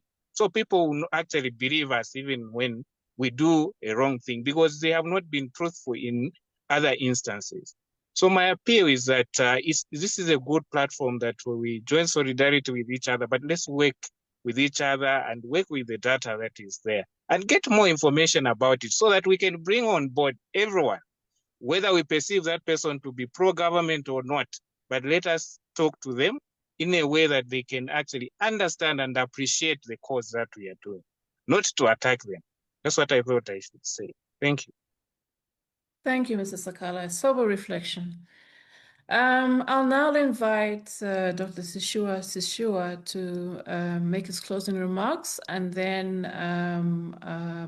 we'll have the call to action. Thank you. Thank you so much, Linda, and thank you so much, McQueen, for the comments. Let me address myself to some of the concerns you raised. I think Linda is right. She said majority of them come from one region. And I've done a bit of research on this because it's part of what I do. And I want to demonstrate that by making two things. In Zambia, judges are appointed in a manner that is less than clear. We don't know, for example, there's no public participation in the appointment of judges at the level of advertisement. For example, there was one instance in the recent past where they advertised following public backlash. But under the previous administration, this opaque nature in which judges are appointed was criticized. And the current president, when he was in opposition at least, promised that he will create a system, a merit-based system where people can apply, and then they are shortlisted in a very transparent and open manner. The interviews are held in a way where if I believe that Sishua is not fit to serve as a judge, I should go there and make a presentation why I think he lacks the integrity to serve in a judicial office. In South Africa, for example, the proceedings of judges' appointment are televised. People are free to go there and make this kind of contributions on why they believe this person should be served as a judge. So I think that what we need is a system that really makes it very clear in terms of how judges are hired. Because where do I take my CV, for example? When do I know that there's a recruitment that is happening, for example? What are the systems that ensure that the person that McQueen mentioned is a wife to one of the president's special assistants? If I'm sitting on the Judicial Service Commission and I have an application for somebody like her, do I consider her merit, her exceptional qualities, or am I informed by the fact that this is a spouse to somebody with enormous power that is associated with the president, for example?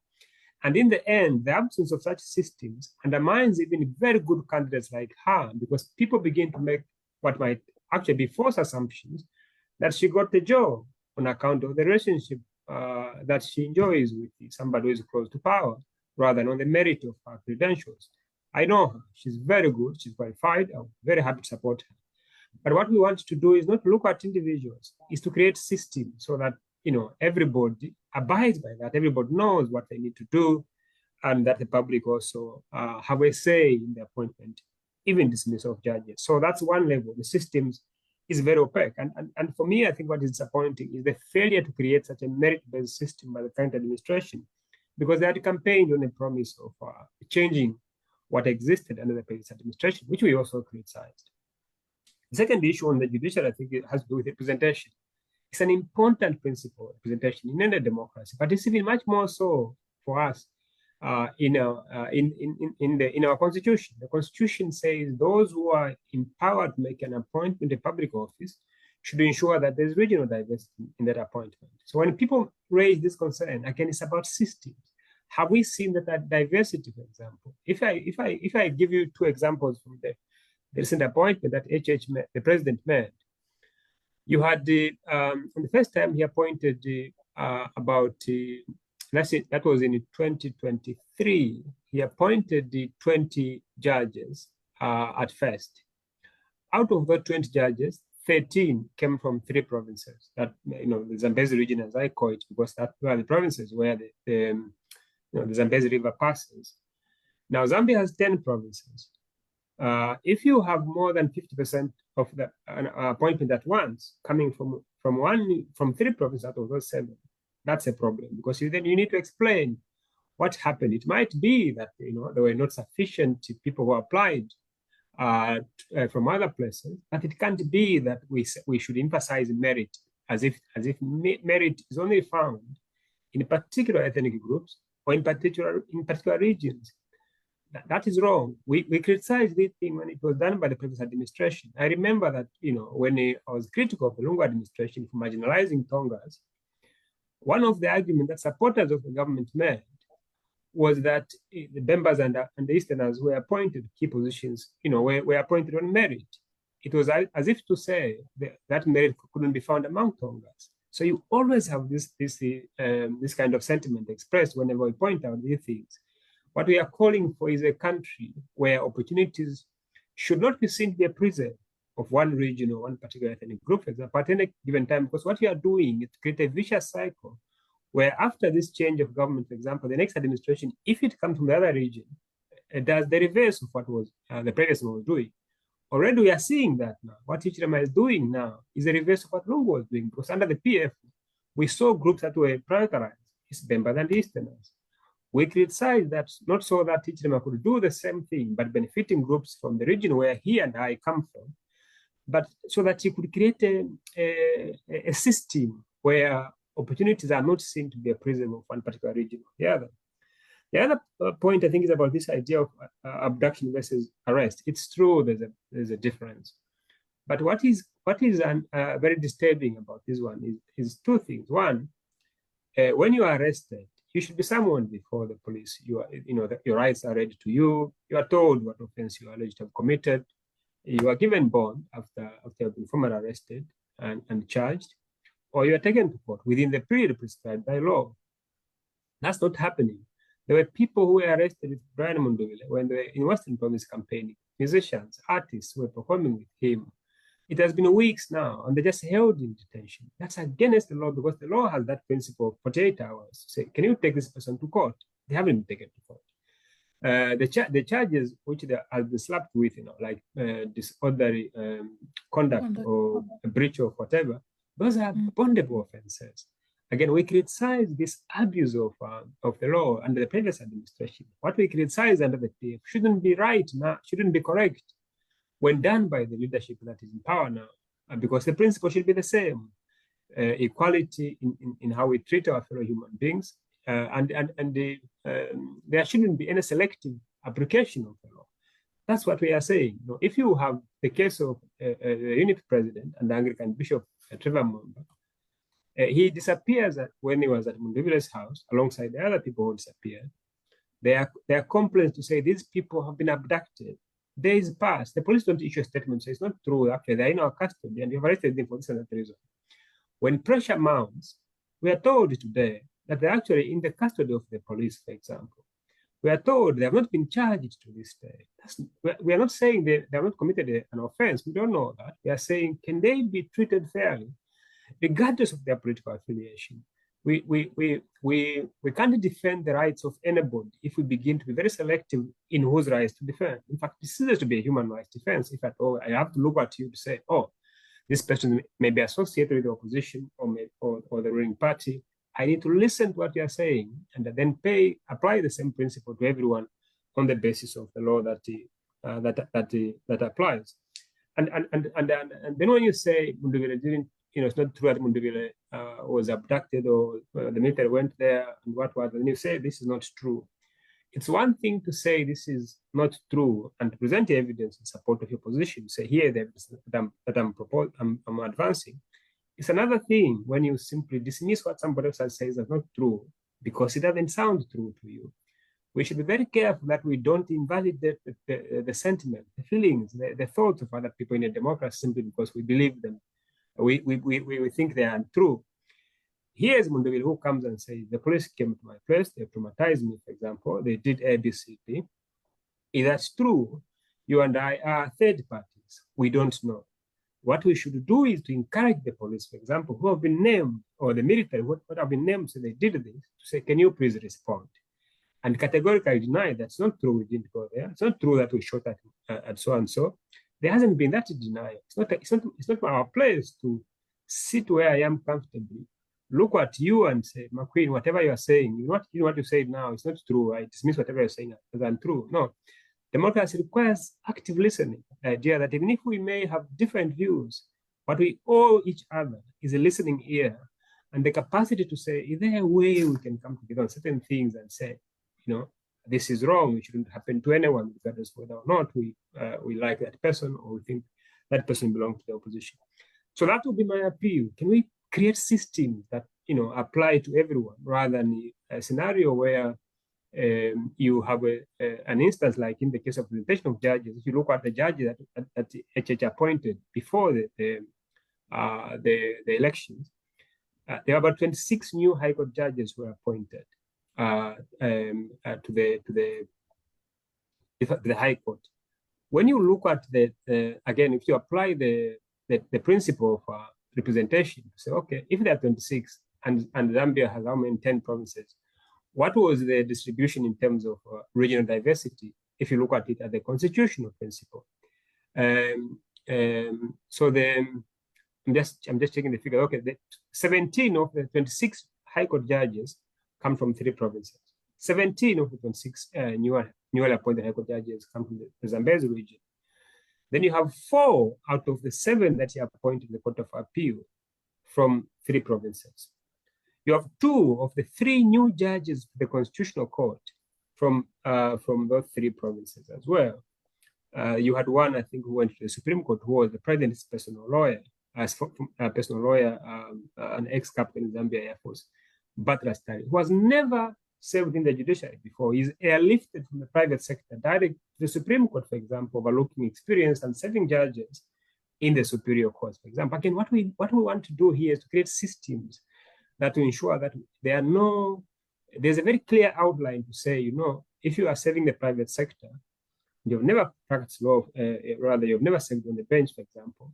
Here, the criteria that should be followed to make sure that we are not accused, of being a recipient of, favoritism from your friend, because it might be that Stanley, for example, is very competent and qualified and a good person, but here's somebody who is actually being appointed I think a year or 2 before they reach their retirement age. It's almost as if they are just being taken there so that they can get a permanent retirement, because judges get these hefty retirements after they leave office, regardless of how long you have served on the bench.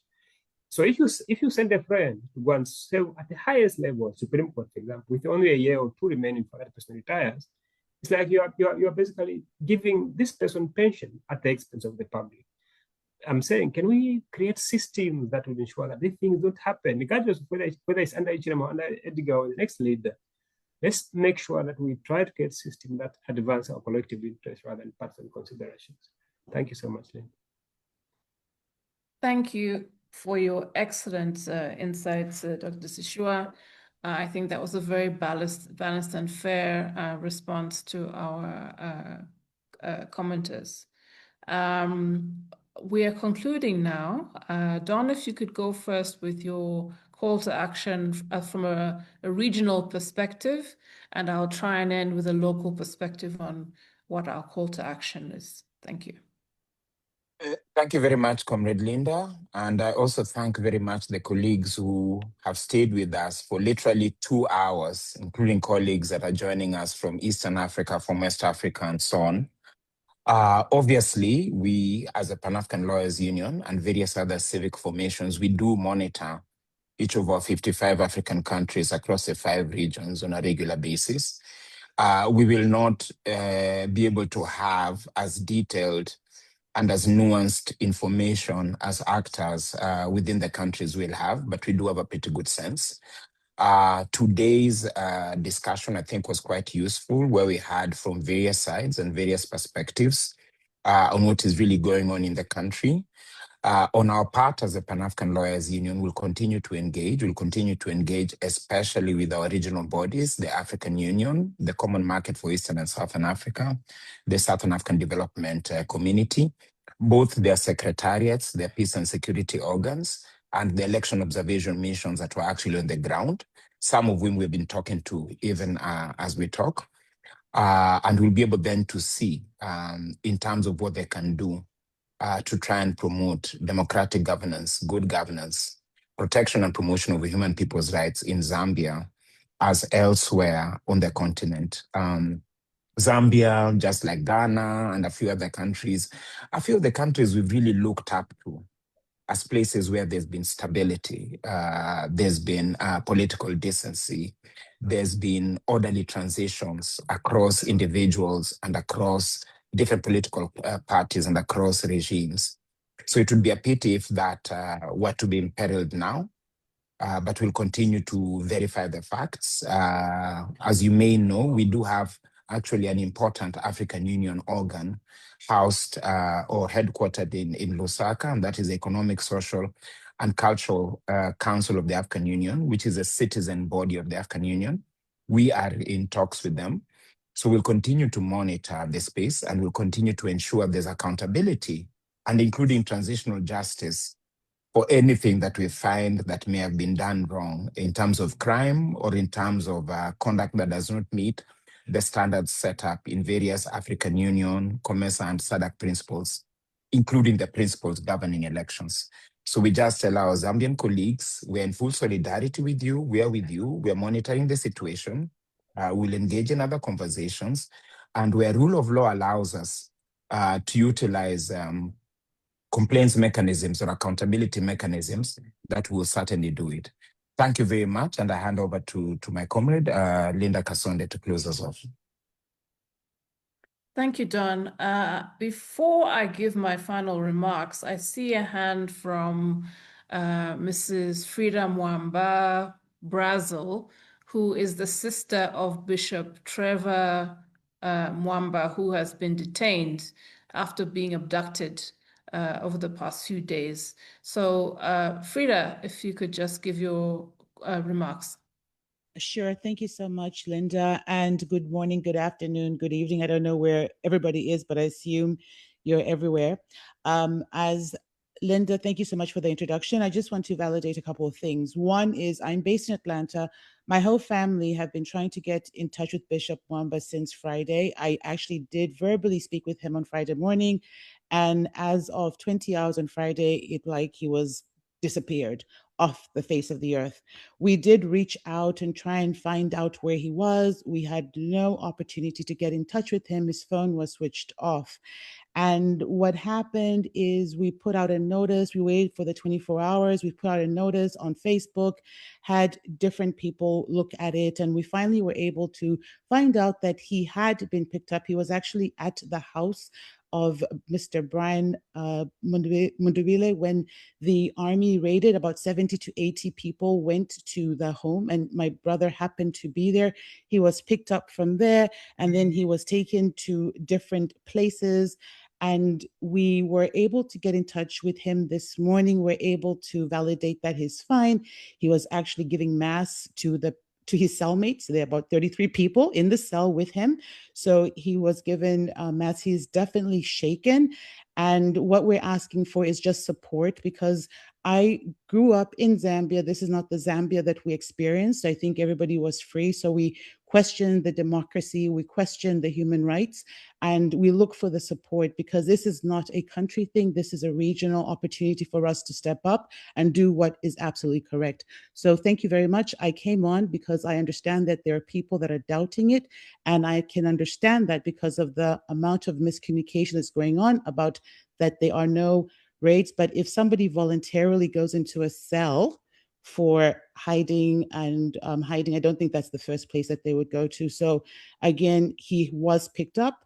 He is being detained. We have not been given a charge, and we are moving swiftly to try and get him out of that place as soon as possible. Thank you very much, Linda.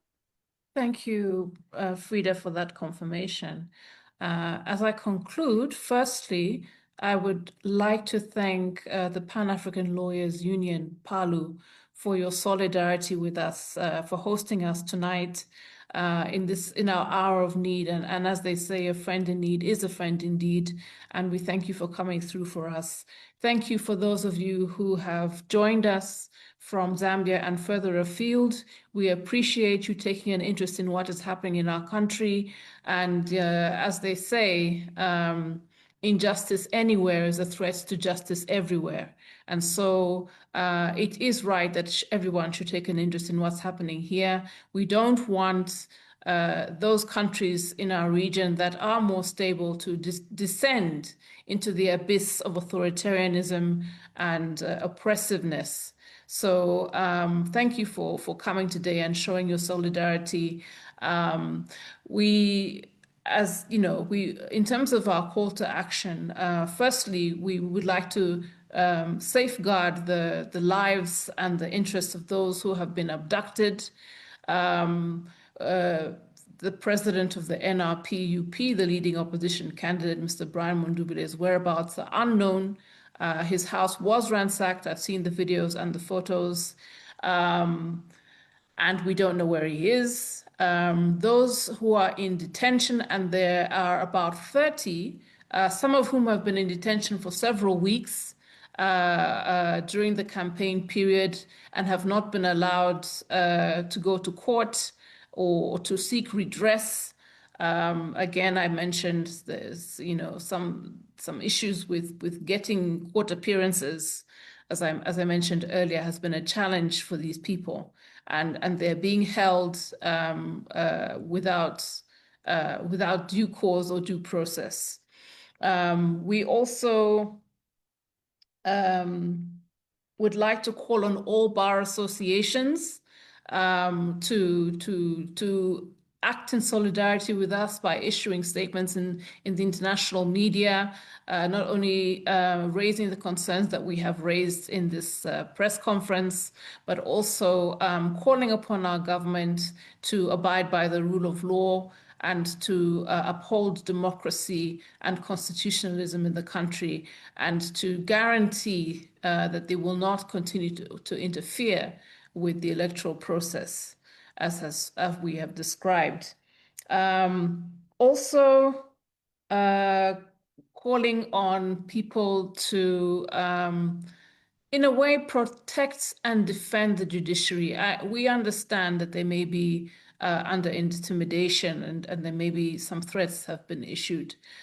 So maybe if anybody has contacts with the ICJ, if they can, find ways of supporting our judiciary. These are very troubling times. These are unprecedented times for our country, and it's imperative that we have all institutions in place to protect our democracy.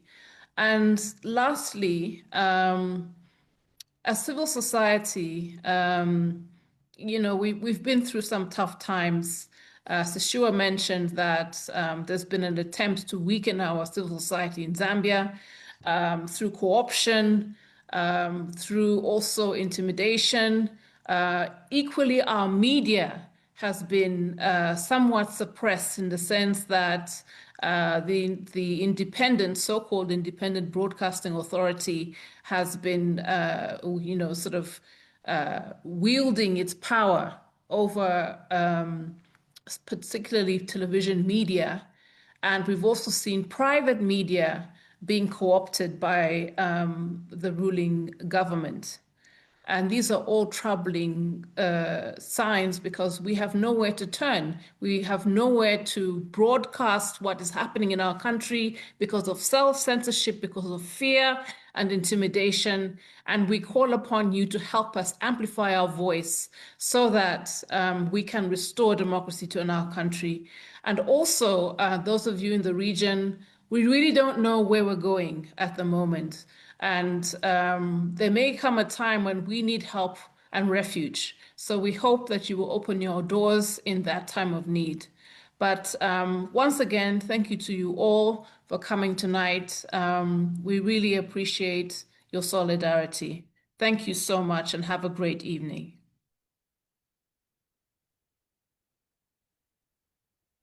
Thank you. Bye. Thank you so much. Thank you. Thank you. Bye. Thank you. Good luck. Thank you. Thank you.